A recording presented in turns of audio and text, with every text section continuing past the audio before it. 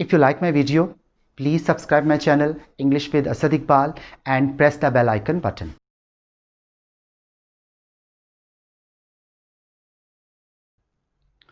Bismillahirrahmanirrahim. In the name of God, the most beneficent and the most merciful. My name is Asad Iqbal and I welcome all of you with the Islamic greetings. Assalamu alaikum wa rahmatullahi wa barakatuhu.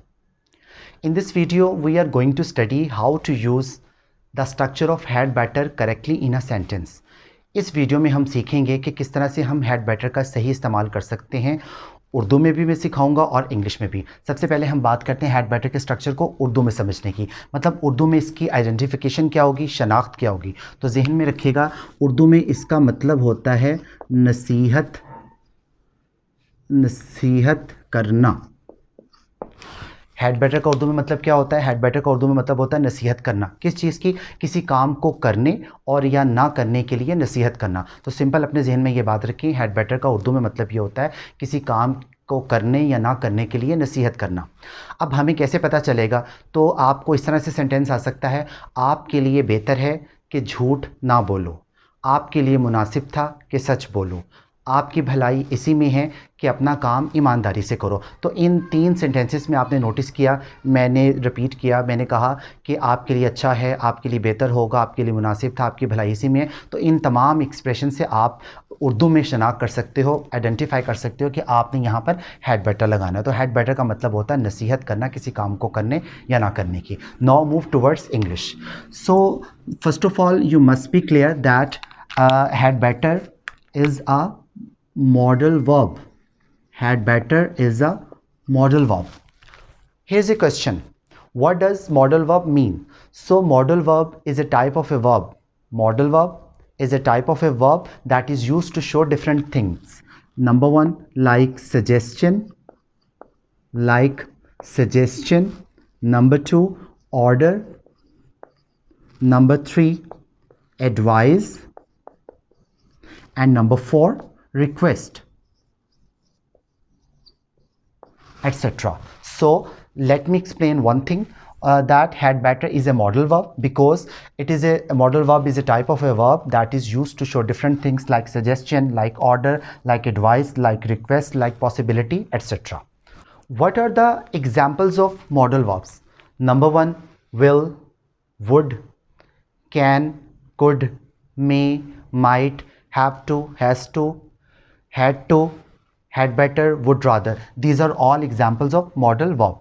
But in this video, we are particularly discuss the function and basic rule of had better. So had better is a modal verb and it is used to give advice. It is used to give advice in a specific situation.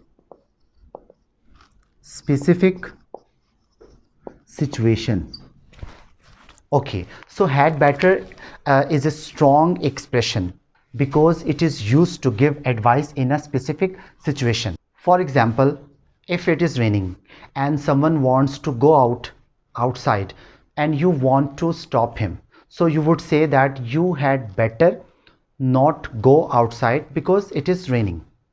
Like this, if someone is eating unhygienic food or stale food and you want to warn him and advise him not to eat that, so you would say that you had better not eat it because it is a stale food. Okay, तो इस तरह से हम समझ सकते हैं had better का उर्दू में मतलब, उर्दू में इसका मतलब है नसीहत करना, इंग्लिश में इसका मतलब है to give advice but in a specific situation.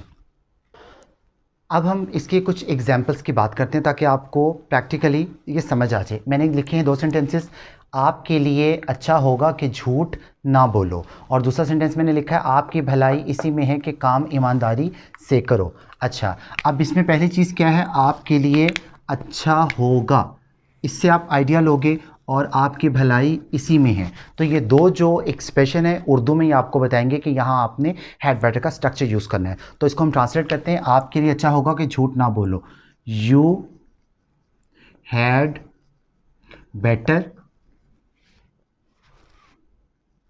Not, क्योंकि नेगेटिव सेंटेंस है, tell a lie, you had better not tell a lie, आपके लिए अच्छा होगा कि झूठ ना बोलो। ओके, अब दूसरा सेंटेंस करते हैं। आपकी भलाई इसी में है कि काम ईमानदारी से करो। किसकी भलाई इसी में है? आपकी। You had better work honestly.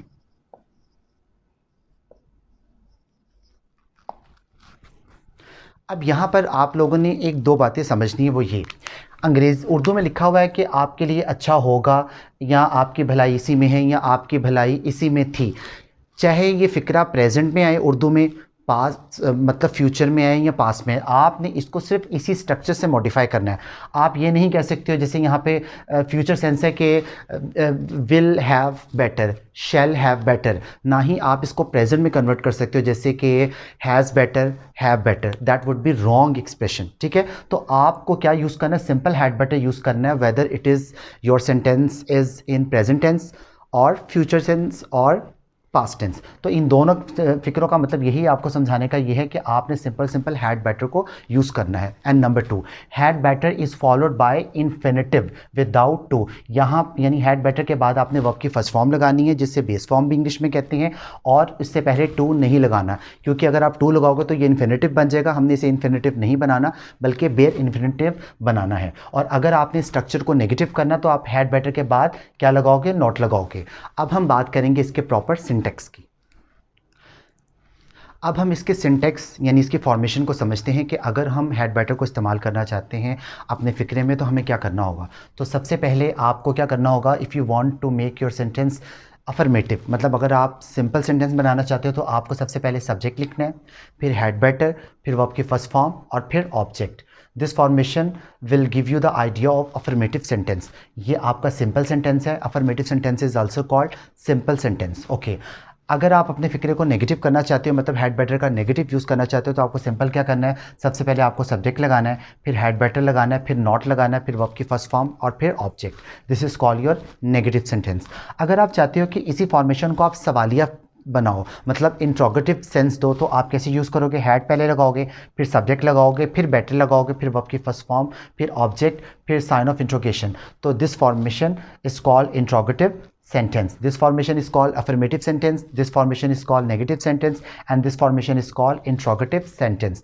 अब मैं आपको इसका प्रैक्टिकल एप्लीकेशन बताता हूँ। For example, you had better work honestly, ये है आपका अफर्मेटिव सेंटेंस। आपके लिए बेहतर है कि काम ईमानदारी से करो। You had better not work honestly, आपके लिए बेहतर है कि काम ईमानदारी से ना करो। फॉर एग्जाम्पल, अगर आप इसे नेगेटिव करते हो, या you had better not tell a lie, यूं कर लें, आपके लिए बेहतर है कि आप झूठ ना बोलो। You had better not tell a lie. अच्छा, अगर आपने सवालिया करना है, क्या आपके लिए बेहतर है कि काम ईमानदारी से करो? Had you better work honestly plus sign of interrogation. तो इस तरह से आप अपना जो है सिंटेक्स बना सकते हो, फॉर्मेशन कर सकते हो हैड बेटर की।